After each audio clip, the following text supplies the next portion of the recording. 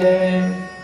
सद्गुरुनाथ सदाशिव शिवाचार्य महाराज, मुक्तेश्वर शिवाचार्य महाराज की अपने अपने माता पिता की जय हो. जय हो. धन्यवाद. आज परमभाग्य आहे, सद्गुरु या ठिकाणी अतिथी रूपामध्ये आपल्या भूमीमध्ये आपल्या जीवनाचं कृतकार्य. एक लक्षात घ्या, अनेक प्रकारचे गुरु असतात, अनेक प्रकारचे. भगवान दत्तात्रेयांनी 24 गुरु केले आणि 24 गुरु गुण एक एक गुण घेतला. आणि इथं महाराज तुम्हाला जावं लागत नाही, तिथं सद्गुरूच या ठिकाणी उपस्थित आहेत आणि मग त्यांच्या चरणावर नतमस्तक होऊन अगदी सेकंदावर आपण कथा करणार आहोत. सेकंदावर म्हणजे आपल्याला जास्त वेळ पण नाही घ्यायचा. बाबांजींना पुढे दोरा आहे, तर चला सूत मुनींच्या रसाळ वाणीतून कथा श्रवण करत आहोत. ज्यावेळेस निर्गुण निराकार तत्व होतं, निर्गुण निराकाराला सगुण साकार कुणी बनवलं, तर संत आणि गुरु हे दोघांची साधन आहे. तुम्ही आम्ही सुद्धा निर्गुण होतात. आपल्याला कोणी सगुण निर्माण केलं? आपल्या माता पित्याने. एकाने मला प्रश्न विचारला आणि जरा खोल विचारला, म्हणजे आपण तुम्ही आम्ही पण निर्गुण होतो. हो, जसा परमात्मा निर्गुण होतो, भगवान शिव निर्गुण आहे, आता निर्गुण आहे, आपल्याला प्रगट करायचं आहे. पण निर्गुण तत्व आहे, अजून प्रगट झाले नाही. म्हणजे आपण नुसती सुरुवातच करायला लागलो. आता तुमचं ज्यावेळेस आगमन झालं, शिवकथेचा महिमा पाहिला काल 1 तास आणि आता विश्वाची निर्मिती होण्यापूर्वीची कथा सांगतो बाबांच्या कृपेने. निर्गुण निराकार तत्व. निर्गुण याचा अर्थ काय? ज्याला आकार नाहीये. बरोबर आहे ना? ज्याला आकार नाही तो निर्गुण. पण दुसरा एक अर्थ आहे, विश्वातले आकार ज्याच्यात सामावले जातात त्याचं नाव आहे निराकार. 2 अर्थ आहेत. मैं गुलाम तेरा, मैं गुलाम तेरा. हो, एक तू ही निराकार परमात्मा, एक तू ही निराकार. असा निराकार परमात्मा सुगुणात कसा येतोय पहा ना. तो निर्गुण तत्व आहे. निर्गुण तत्वालाच निर्गुण असणारी शक्ती आणि निर्गुण शक्तीच्या 10व्या जाग्यावर 10व्या अंगामध्ये सुधासव ठेवण्यात आलं आणि त्या सुधावसवाच्या निमित्ताने भगवान पितांबरी विष्णुदेवाला प्रगट केलं. त्यानंतर याच शिवतत्वाने ब्रह्मदेवाला प्रगट केलं. विष्णू तत्व आणि ब्रह्मतत्व हे शिवतत्वातून या लक्षात ठेवा तुम्ही. म्हणजे ब्रह्मतत्व, विष्णू तत्व, महेश तत्व हे एकाच तत्वाचे आहेत. एकच तत्व आहे, रूप अनेक आहे. मग ब्रह्मतत्व, विष्णू तत्व निर्माण झालं, पण दोघं एकमेकाला भांडू लागले.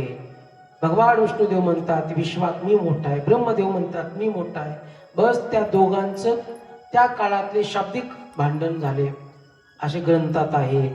आणि त्याच दोघांच्या मधोमध ज्योतिर्मय स्वरूपामध्ये, काळ्या स्वरूपामध्ये जे एक स्तंभ निर्माण झालं, तेच विश्वातलं पहिलं शिवलिंग आहे, जे स्वयं प्रगट झाले.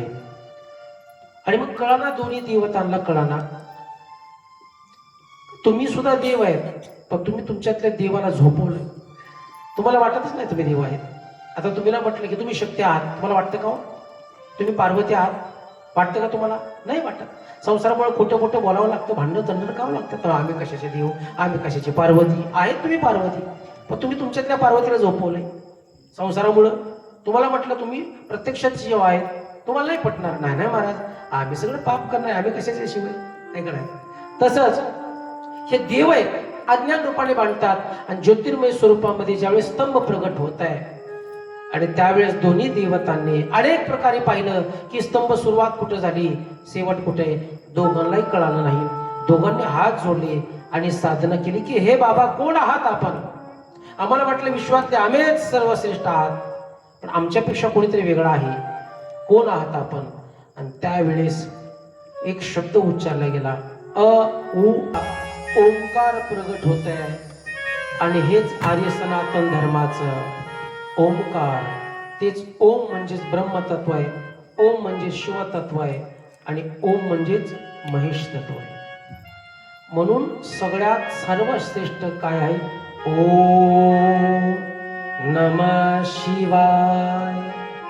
ऐका ना, आणि ऐका, शिवतत्व ब्रह्मतत्व, शिवतत्व विष्णू तत्व, शिवतत्व जगदंबा पार्वती तत्व सुद्धा हे शिवतत्वाच आहे. जसं विहिरीमधून पाणी, एक शेतकऱ्याकडे 4 एकर जमीन आहे आणि विहिरी एक आहे, पाणी भरपूर आहे.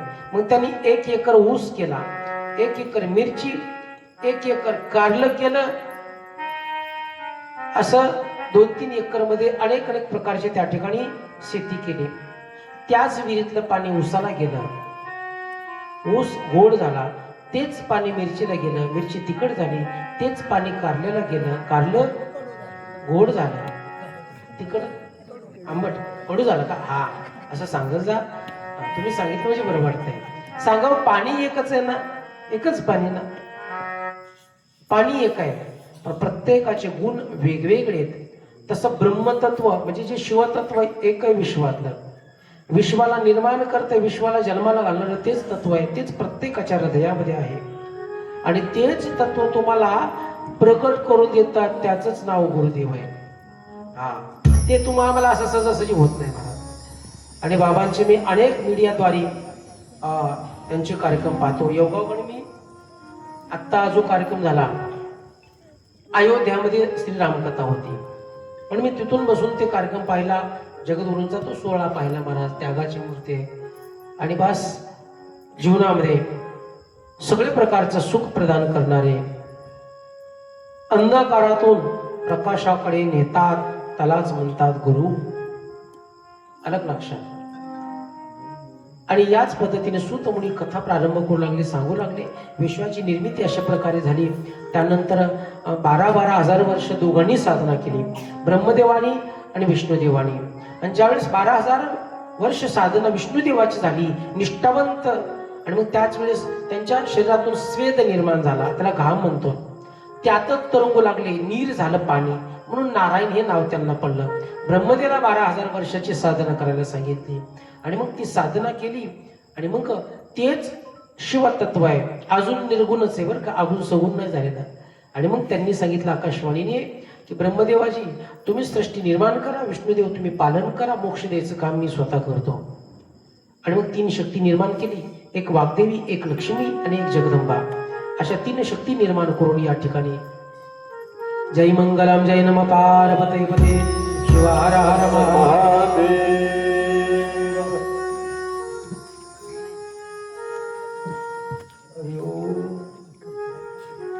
आणि बघता बघता पंचतत्व, पंचमहत्तत्व, पंच ज्ञानेंद्रिय, पंच कर्म इंद्रिय, अशा अनेक प्रकारचे कर्म इंद्रिय गुण निर्माण करू लागले. 7 स्वर निर्माण झाले, 7 ऋषी निर्माण झाले, 33 प्रकारचे दैवत निर्माण झाले.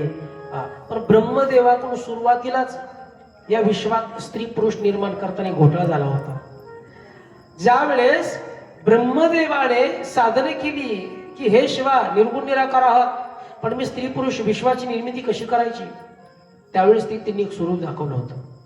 आणि ते स्वरूप आहे ना, हे वेळापूरला पाहायला मिळतं. अत्यंत देखणं स्वरूप आहे. तुम्ही तर सर्वांनी पाहिलं असेल, एकाच पिंडीतून शिव पार्वती कसे प्रगट होतात.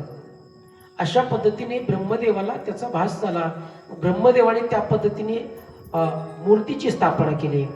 पण बाहेरून दिसायला ते पुरुष दिसायचे, पण अंतकरण आहे ना, अंतकरण हे टाकलं स्त्रीचं. दिसायला पुरुष पण अंतकरण स्त्रीचं. मग मला सांगा, दिसायला पुरुष पण चालणं कसं असेल स्त्रीसारखं, बोलणं कसं असेल स्त्रीसारखं, सगळे ऍक्टिंग ज्या सगळ्या काय खानाखुणा कशा असत्या. आणि मग ब्रह्मदेवाला वाटलं की आपल्याकडून काहीतरी झाले. परत 12,000 वर्ष साधना केली की हे शिवा झाले, तुम्ही सांगितल्याप्रमाणे मी एक मूर्ती तयार केली, पण घोटाळा झालाय. मग तुम्ही परत प्रगट व्हा आणि परत सांगा मला. आणि मग शिव पार्वती अर्धनारी नटेश्वराचा अवतार घेतला, पण वेगळे झाले. आणि मग स्त्री पुरुष निर्माण केले. आणि तेच विश्वातले पहिले स्त्री पुरुष आहे स्वयंभू मनू, आणि स्त्री आहे शतरूपा. बघा विश्वाची निर्मिती. आणि मग जी मूर्ती बाहेरून पुरुष आणि आतमधून स्त्री, त्याला एक नाव देण्यात आलं, किन्नर. काय नाव दिलं? नर, आणि सांगितलं की ही व्यक्ती सुद्धा भविष्यात खूप आपल्यासाठी कामाला येणारे राजे लोकांच्या काळामध्ये खूप प्रेरचं काम केलं महाराज, पाप पुण्याच्या पलीकडे येत आहे. आणि दुसरी गोष्ट आहे, तुम्ही आम्ही कदाचित एखाद्या वेळेस शरणात म्हणायला चुकतो, पण किन्नर समाजाची दीक्षा घेतली का ते स्वयं यल्लामादेवी जगदंबेचा अवतार आहे. भगवान शिवाला इतके मानतात, इतके मानतात. म्हणजे मी काही कथेच्या निमित्ताने किन्नर मानस कथा केली, त्यावेळेस मी सानिध्यात आलो होतो. तर ते प्रत्येक क्षणाला त्यांच्यात आपण जरी असलो, आपण शरणात केला की ते शिवशरणात म्हणणार. मी इथंच नाही महाराष्ट्रात, मी कर्नाटकमध्ये सुद्धा प्रयोग केला गाणगापूरच्या खाली गेल्यावर. सांगायचे तात्पर्य तो समाज तसाच राहिला, तोच पाप पुण्याच्या पलीकडे, पाप आणि पुण्याच्या पलीकडे ओरिजिनल बरं का. बाकी पैशासाठी काही करीत असते. आणि मग शतरूपा आणि मनू, चला शतरूपा आणि मनू यांचा विवाह संपन्न झाला. यांना 3 मुली झाल्या, एक अकोती प्रसूती देव होती, आणि 2 पुत्र झाले, एक उत्तानपाद आणि एक प्रियव्रत. आता आपल्याला अकुतीचा पण विषय नाही घ्यायचा. जी अकुती रुचा नावाच्या प्रजापतीला दिली, प्रसूती दक्ष राजाला दिली, ती परंपरा आता सांगणार आहे मी. आणि देव होती कर्दम ऋषीला दिलेली. 7 कन्या आणि 8वा भगवान विष्णुदेवाचा 17वा अवतार कपिल मुनी, हे कर्दम आणि देवहूतीच्या पोटी जन्माला आला. पण आपल्याला फक्त आपण पाहणार आहोत दक्ष आणि प्रजापती यांचीच ही गोडकथा पाहणार आहोत. चला, तेच दक्ष राजा आणि प्रसूती यांचा विवाह संपन्न झाला. 60 कन्या झाल्या. किती?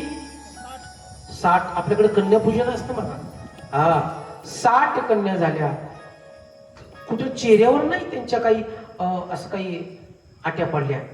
आपल्याला 2 मुली झाली की कसं व्हायचं आणि काय व्हायचं, मरणार आहे बाई.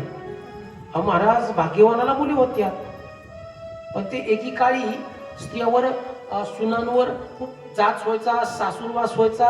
म्हणून मुलीच्या बापाला मुलगी झाली की पाप केल्यासारखं वाटायचं. पण खरं सांगू का, मुलगी भाग्यवानालाच होती. का? कन्यादान मुलीचा बापच करतो, मुलाचा बाप नाही करू शकत. जो देतो तो कोण असतो? दानशूर. जो देतो त्याला एक दुसरा शब्द आहे दाता, आणि जो घेतो त्याचं नाव आहे याचक. दुसरा एक शब्द आहे, नाही मी सांगणार. याचक म्हणजे मागणारा. अहो पाहुणे होऊन येऊ का? ते म्हणतो नको, आमची मुलगी अजून शिकायची. आता ताई मुंबईला शिकते, आता अमेरिकेला लावायची. नाही नाही, येऊ का भाकरी घेऊन? नाही नाही, तुम्ही तसंच बसा तिकडे. मग ते पोराला काय करू? म्हणजे कुंभमेळ्यात पाठवा. मागतो तो मुलाचा बाप असतो, देतो तो मुलीचा बाप असतो. म्हणून भाग्यवानाला मुली होतात. तुम्ही स्वतःला कमी समजू नका. आणि त्याच्यामुळे महाराष्ट्रात खूप संकट आले, तेच कारण आहे. इतर राज्यात नाही एवढं संकट. मी वृंदावनला राहिलो, गयेला राहिलो, किंवा काशीला राहिलो, किंवा अयोध्याकडे, त्या भागामध्ये इतकी मुलींची संख्या नाही कमी जी इतकी आपल्या आहे. सांगायचे तात्पर्य 60 कन्या झाल्या, विवाह संपन्न झाला. पण 60 कन्या झाली तरी दक्ष राजाला एक आनंद वाटला. तो पत्नीला म्हणला, अगं एक मुलगी आपल्याला पाहिजेच. आणि मग गंगेच्या तीरावर 27 वर्ष साधना केली. जगदंबे मां, हे अंबे मां, तुझेच स्वागतम. विलंबिते अंबे मां, दंबे मां, तुझेच स्वागतम.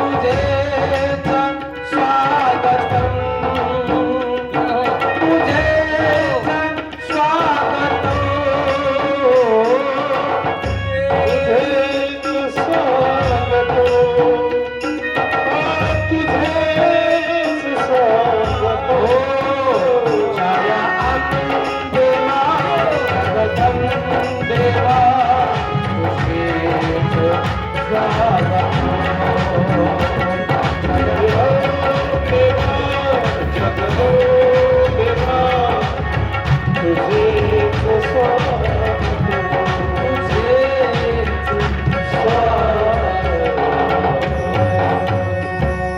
हो. आणि भवानी माता अजूनही निर्गुणात आहे, ती प्रगट होते.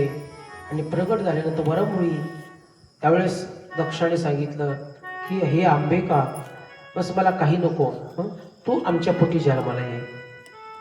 आता इथंही खूप गीता आहेत, पण पाहणार आहोत आपण नंतर.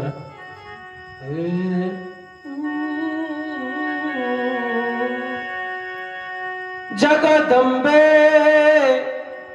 ऐकून घेन,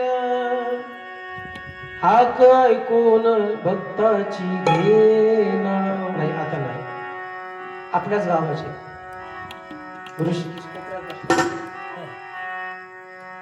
वायर पुराण.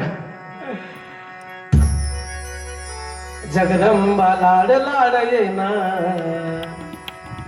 दक्ष घरी पाळालो देना. आज नाही, आज गुरुदेवाच्या समोर आहे, तो उद्या. हा, आपल्या उद्या वेळ आहे ना, चला.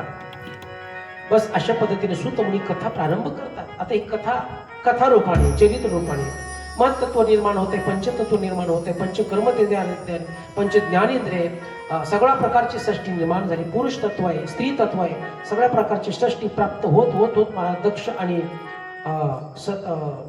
प्रसूती यांच्या पोटी सती जगदंबा नावाने प्रगट होते. अष्टमीच्या अर्ध्या रात्री, मध्यरात्री प्रगट होते. आणि म्हणून वर्षातून 3 नवरात्र असतात.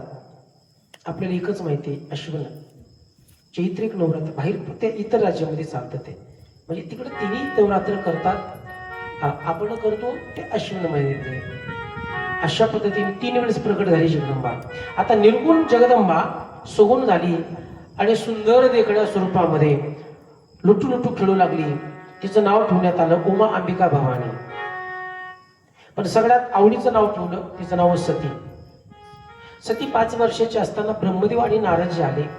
दक्ष राजा म्हणते की हे ब्रह्माजी, माझ्या मुलीचं भविष्य सांगा, कुठल्या देशाचा, कुठल्या दिशेचा आणि कोणत्या राजेचा राजकुमार याला पती म्हणून मिळणार आहे, तुम्ही बघा बरं भविष्य. लहानशी सती आली समोर, ब्रह्मदेवाने पाहिलं.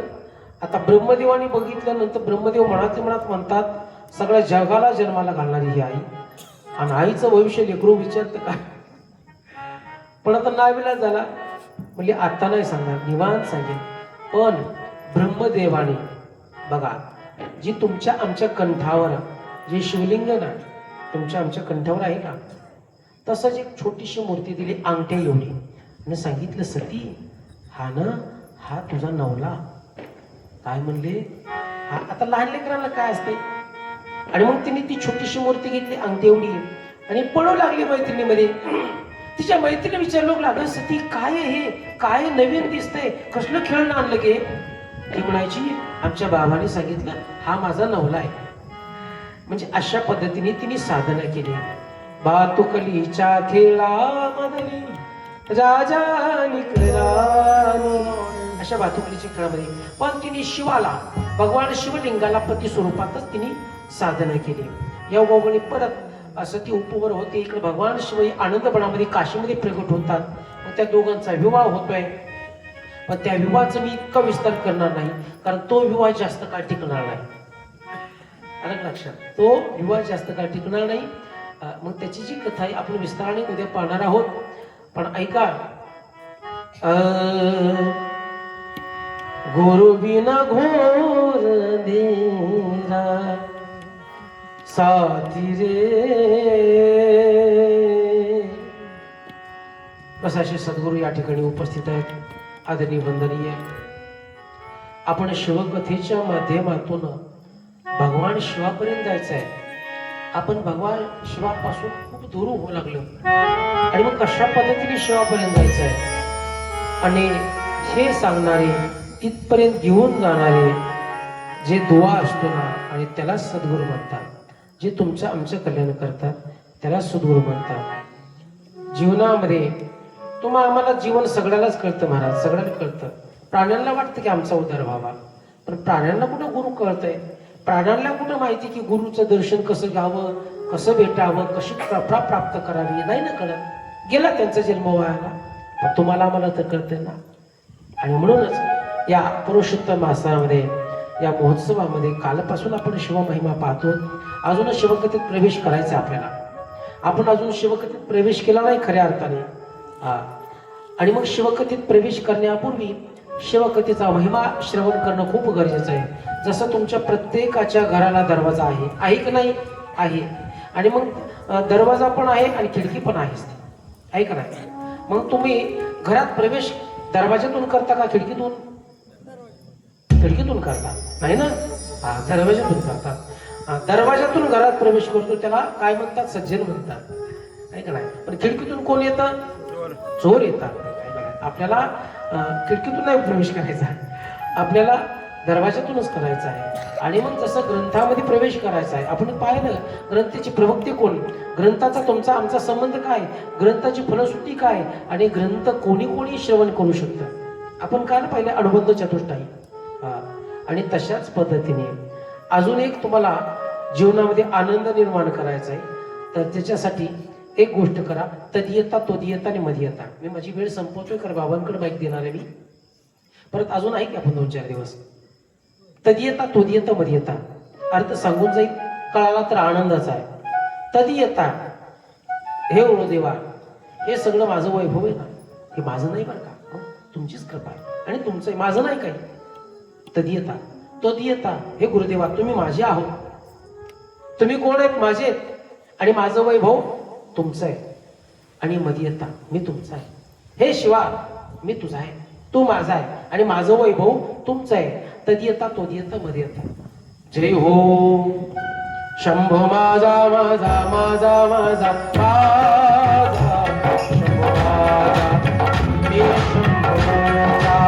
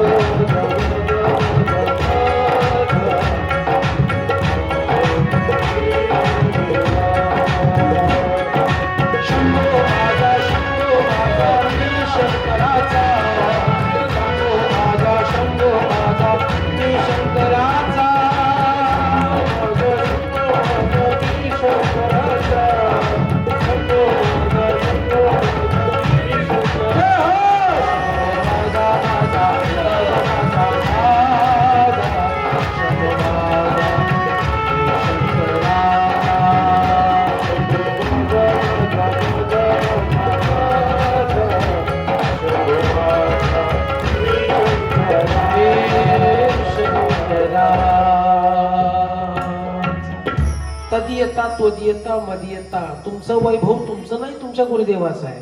तुमचं वैभव तुमचं नाही, तुमच्या भगवान शिवाचं आहे. पण माणसं म्हणतात माझं माझं माझं, म्हणतात का नाही? आता तुमच्या आम्ही घरी गेलो, महाराज हे बंगला, हो महाराज माझा आहे. असं हे झाडं, हो माझी. वा वा. बरं ती स्त्री दिसते, तुम्ही आल्यानंतर डोक्यावर पदर घेतला, कोण? अहो ती माझी. माझी? हा तुमची पण. अरे बापरे. मुलं माझी. वा वा. बरं हे हातपाय, म्हणजे काय वेड्यावाने बोलता, हे हातपाय गुळेगुरुजी, गुळेगुरुजी हे हातपाय विचारले कोणाचे? ते म्हणलं अहो महाराज काय येडी काय, मग हातपाय माझे खरंच? हो. हे डोकं, डोकं पण माझे महाराज. सकाळी गोळ्या खाल्ल्या नाही का? अहो माझं डोकं मलाच विचारता, असे का? मग तुमचं डोकं दुखायला लागलं तुम्ही काय करता?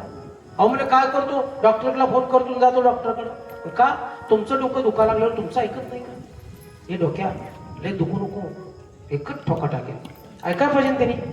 नाही राव ऐकत. मग किती प्रयत्न केला, पट्टी बांधली, डोकं बांधलं, तर नाही ऐकत. चारता त्या आधी जे तुमचं डोकं आहे, तुम्ही स्वतःला समजतात माझं डोकं आहे, तुमचं डोकं असतं तर ते तुमचं ऐकलं असतं. तुमचे गुडघे दुखतात, तुमचे नाहीतच ते का? दुखत नाहीत ना, तुम्ही सांगितलं तरी ऐकत नाही, त्या आधी ते तुमचे नाहीत, एक नाही. मग तुमचं आमचं कोण आहे? तुमचं आमचं तो परमात्मा आहे, आणि तुमचा आमचा तो देव आहे, जो देवाचा देव आहे. गुरु ब्रह्मा, गुरु विष्णू, गुरु देव महेश्वरा, गुरु साक्षात परमब्रह्मा, तस्मै श्री गुरुदेवा. आपण व्याकरणामध्ये पाहतो, गुरु म्हणजे व्याकरणात मोठा. किती मोठा? किती मोठा? गुरु हा संत कोळीचा राजा. संत जे कुळात जन्माला येतात त्या कुळाचा राजा गुरु आहे. गुरु हा प्राण विसावा, माझा प्राणाचा विसावा असणारा सुद्धा तो गुरु आहे. असा तो गुरु आहे. आणि त्याच गुरुच्या सानिध्यात आपण आपली शिवकथा पाहतो. आपण परम भाग्यवान आहोत. आणि दुसऱ्या दिवसाच्या मनाने आपण सगळे भक्त या ठिकाणी उपस्थित आहेत. तुम्हा सर्वांना परत एकदा धन्यवाद देतो आणि मी इथंच थांबतो. दिलेली वेळ आहे. या ठिकाणी आमचे आदरणीय गुरुवर्य ज्यांना मी पट्टाभिषेक होण्यापूर्वी आलं होतं आणि होते 7 दिवस कथा झाली होती माझी. त्यावेळेस बाबा शिकायला शिक्षण चालू होतं तिरुपतीला. त्यावेळेस आम्ही 7 दिवस असायचो. आमचे ऋषिकेश राम महाराज होते मठामध्ये. मठ म्हणजे आमचाच. म्हणजे अनेक वेळा त्या ठिकाणी बाबांनी मला शिवकथेचं त्या ठिकाणी आमंत्रण दिलं आणि माझा अभ्यास त्या ठिकाणी झाला शिवकथेचा. पहिली कथा दिली 2016ला. काय होतं, नवीन होतं मला. तरी सुद्धा महाराज त्या ठिकाणी कथा श्रवण करून ऊर्जा निर्माण केली. सांगितलं की आपल्या धर्माचा प्रचार, भक्तीचा प्रचार आपण नाही तर कोणी करायचा. त्यापूर्वी भागवत रामकथा खूप केल्या आणि पण तिथून 2016 पासून पहिली कथा माझी बाबांच्या समोर तिथे झाली. आपले नेरपेळचे अमरावतीचे महाराज असायचे. त्यांच्या समवेत त्या ठिकाणी कथेला प्रारंभ केला. आणि 2015ला आमचे बाबा गेले नकते महाराज. आणि मग 2016ला पहिल्यांदा तिथे योग आला. तिथं अनेक वेळा झाल्याचा योग आला आणि मी इथं वैरागला आले ते बाबा इथं आले. ऐका ना, किती भाग्यवान आहे मी. म्हणून या ठिकाणी बाबांच्या मुखातून आशीर्वचन या ठिकाणी आपल्याला श्रवण करायला मिळणार आहे. नंतर आपण कथेची स्वामींची आरती घेणार आहोत आणि मग नंतर प्रसाद होईल. शिंदे महाराज पुढे रामजी थोडा प्रश्न